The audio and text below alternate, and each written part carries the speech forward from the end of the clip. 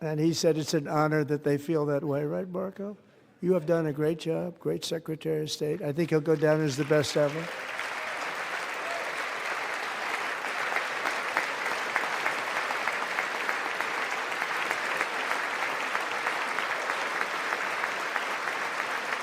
Under the ceasefire I negotiated, every single hostage, both living and dead, has been returned home. Can you believe that?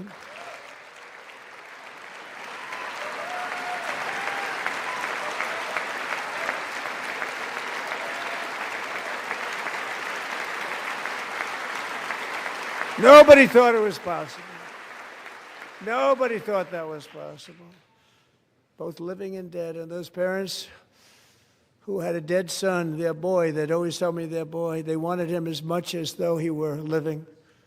It was an amazing period of time. And they came back, and when we got all of the living hostages back, and many, many before them, but I always said those last 20 are going to be very tough, but we got many, many more, hundreds. But I said those last 20 are going to be tough. We got them back. But we only got back 14 or 15 of the dead of the 28. And believe it or not, Hamas worked along with Israel, and they dug and they dug and they dug.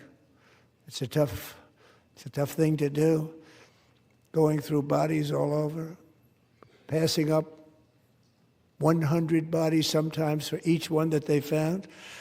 Tough job. And they finally got it back to 27.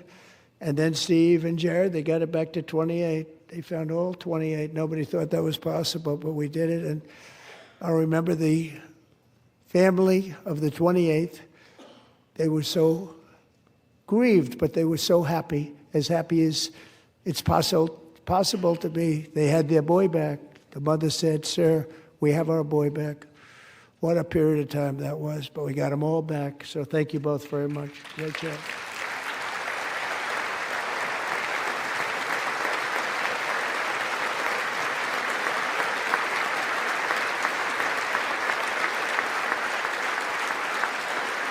And we're working very hard to end the 9th war, the killing and slaughter between Russia and Ukraine, where 25,000 soldiers are dying each and every month. Think of that, 25,000 soldiers are dying a month.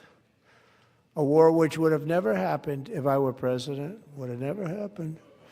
As president, I will make peace wherever I can, but I will never hesitate to confront threats to America wherever we must. That's why in a breakthrough operation last June, the United States military obliterated Iran's nuclear weapons program with an attack on Iranian soil known as Operation Midnight Hammer.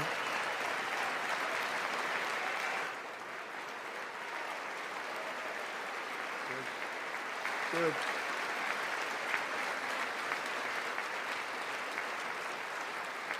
For decades, it had been the policy of the United States never to allow Iran to obtain a nuclear weapon. Many decades.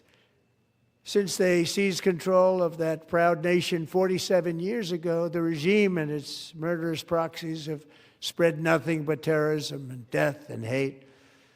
They've killed and maimed thousands of American service members and hundreds of thousands and even millions of people with what's called roadside bombs. They were the kings of the roadside bomb. And we took out Soleimani. I did that during my first term. Had a huge impact. He was the father of the roadside bomb.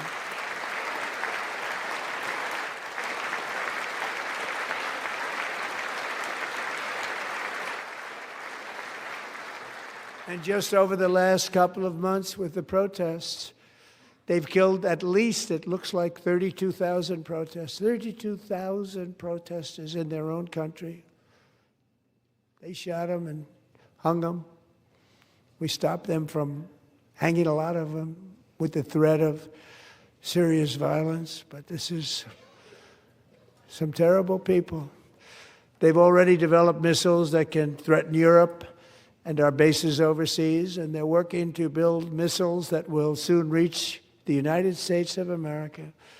After Midnight Hammer, they were warned to make no future attempts to rebuild their weapons program, and in particular, nuclear weapons. Yet